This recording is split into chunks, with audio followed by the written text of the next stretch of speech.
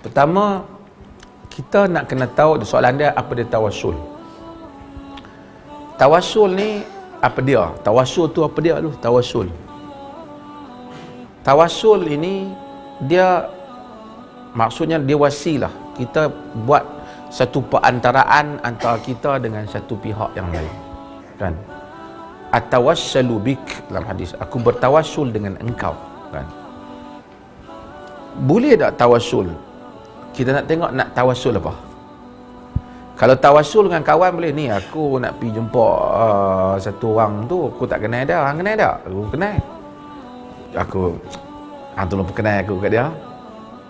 Yang tu nama tawassul lah. Kita guna orang perantaraan lah. Kan? Tawassul tak? Kan? Kita umpamanya isteri kita, kan? Dia tahu dia nak pujuk suami dia supaya tukar kereta baru ke apa, kan? Dia masak bagus-bagus, sedap, apa, pakai elok-elok, apa. Dia kata, apa saya, boy, hari ni makan sedap saja. Dia kata. Lepas suami dia makan, abang, kita pergi ni, jom kita pergi berjalan ni sikit, cuti ni. Duduk tengok makan sedap ni tu. Boleh lah. Tu tawassul tak? Menggunakan perantara. Ni saya nak cakap bahasa kampung, nak bagi faham. Soalan tu, nak jawab soalan tu, Tuhan boleh tak kita buat macam tu? Tuhan boleh tak kita buat macam tu? Para ulama bincang hal ini. Saya ingat soalan ni saya jawab dah itu nah. Tapi dah tanya, jawab sekali lagi. Saya pun tak mau jawab kan. Kalau kita tawassul dengan bisalihil a'mal, dengan amalan yang saleh. Contohnya, kita semayang dulu baru kita doa. Boleh tak? Tawassul tu. Wasta'inu bisabri wassalah. Minta tolonglah pada Allah dengan sabar dan salat. Kita tak doa terus, kita salat. Ada ulama namakan itu salatul hajah, salat hajat dan seumpamanya. Tapi yang penting salat lah. Kalaupun tak mau menamakannya, dengan khilaf para ulama dalam masalah itu. Tetapi kesimpulannya adalah solat hajat dengan maksud solat dulu, dengan kemudian berdoa. Kena wasta'inu bisabri wassalah. Sama ada kita sembahyang tahajud ke, sembahyang apa, kita ada masalah tengah malam lagi sembahyang tahajud. Sebab apa? Taklah ambil wuduk terus solat, doa. Walaupun kalau kita ambil wuduk terus doa, boleh tak? Tapi kenapa kita solat dulu? Wasilah. Kan? Mencari jalan untuk ke Tuhan. Maka kita sedekah juga wasilah. Ada hadis yang diriwayatkan oleh Imam Muslim, bagaimana 3 orang hak masuk dalam gua. Semua kita tahu cerita tu kan. 3 orang masuk dalam gua, dia tak boleh. Setiap orang tu tawassul, ya Allah. Yang seorang tu kata apa? Banyak kan. Salah seorangnya dia beritahu, dia ada mak dengan ayah dia. Dia tak akan minum dan makan melainkan mak dengan ayah dia makan. Satu hari dia balik lewat bawa susu, nak bagi mak dan ayah dia minum, mak dengan ayah dia dah tidur. Dia kata anak-anak dia, yatadaghawna minal ju', semua menangis kelaparan, tapi dia tabak, dia nak bagi mak dan ayah dia minum dulu. Bila depa jaga baru dia minum, bagi depa minum, baru bagi anak-anak dia. Dia kata, ya Rabb, in kana fi dhalik, ya Allah, kalau yang demikian, pada yang demikian itu ada redha di sisimu, maka bukakan. Allah buka. Kemudian ada yang satu orang tu, dia buat apa? Dia himpun duit kerana dia nak berzina dengan sepupu dia. Perempuan tu tak mau, lepas tu buat himpun duit, dia bawa. Sehingga apabila dia jalasa baina sya'abiha, dia duduk, dia telah kengkang perempuan itu. Perempuan tu kata, ittaqillah, takutlah Allah. Dia jadi terkejut. Dia tinggalkan semua tu. Dia lari, dia kata, ya Allah, kalau aku tinggal itu kerana-mu, kerana takutkan kau, bukalah kan. Hak tadi buat baik kepada ibu bapa, yang ni nak buat maksiat tak jadi. Artinya nak buat maksiat tak jadi kerana takutkan Allah merupakan satu pahala yang besar. Kita duk ingat pi buat kebaikannya dapat pahala. Tinggalkan dosa kerana takut Allah juga merupakan pahala yang besar. Pintu gua bergerak.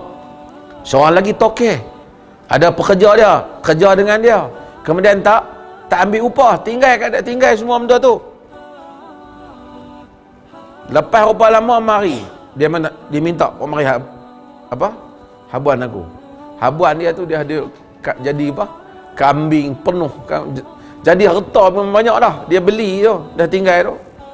Dia mai-mai dia ambil semua.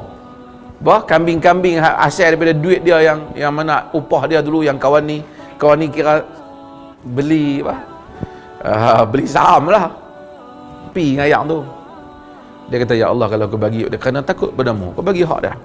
Tuhan ketiga-tiganya lepas. Saya ringkaskan cerita tu.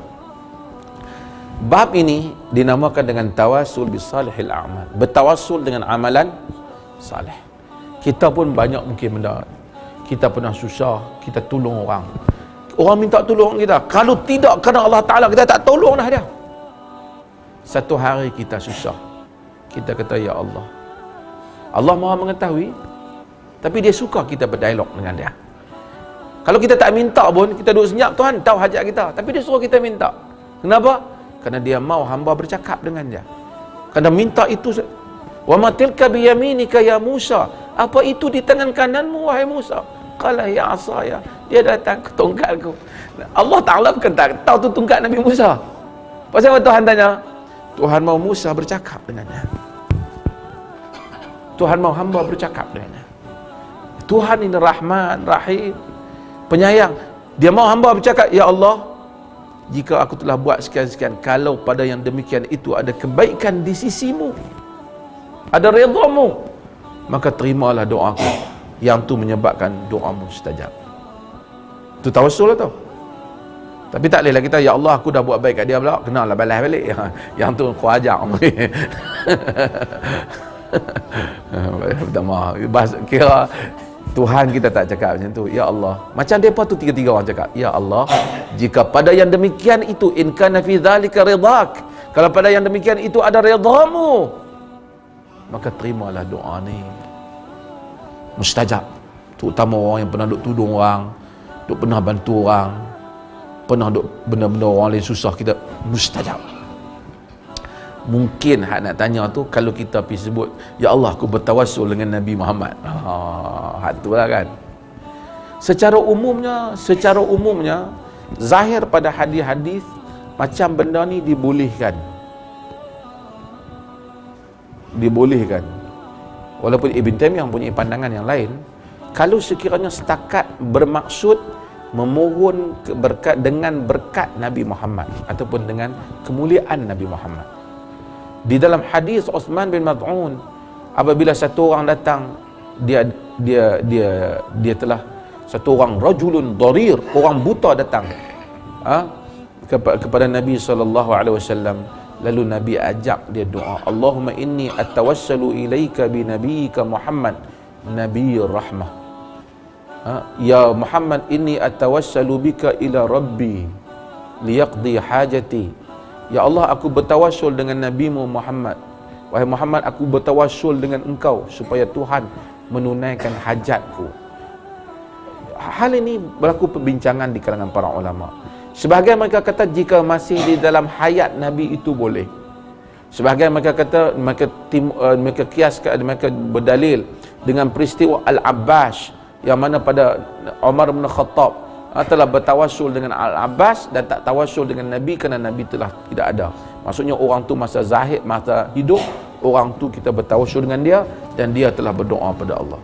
Namun pada zahir umum para ulama ramai, hatta di kalangan ulama-ulama yang besar, menyatakan boleh untuk satu orang kata, ya Allah, dengan keberkatan Nabi Muhammad sallallahu alaihi wasallam, maka terimalah doa ni.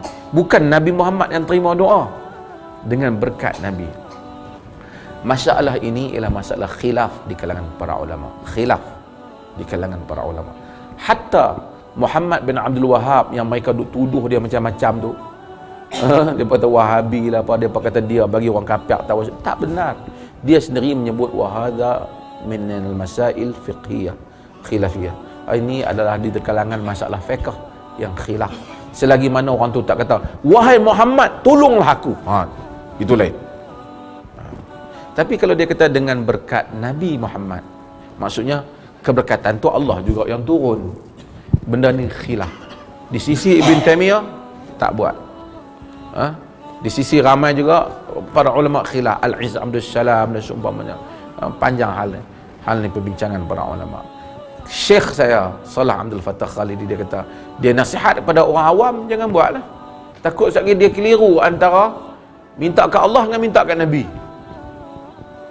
Tapi bagi yang faham, yang dari bibarakati Rasulullah, dengan keberkatan Rasulullah, mudah-mudahan diterima doa ni. Kalau dia faham akidah yang sebenarnya yang memberi ialah Allah Jalla wa'ala, wa hadza jaiz, ini adalah harus di sisi kebanyakan para ulama.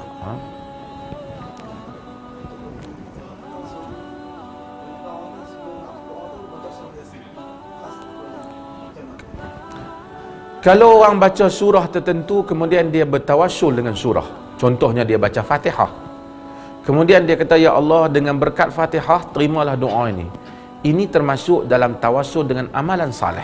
Pasal baca Fatihah tu amalan saleh, jadi dia bertawassul dengan amalan saleh. Macam dia sedekah lah, kan? Dia boleh bertawassul dengan ya Allah, dengan berkat Fatihah yang aku baca tu terimalah doa aku. Boleh atau tak? Boleh, sebab dia bertawassul dengan amalan saleh.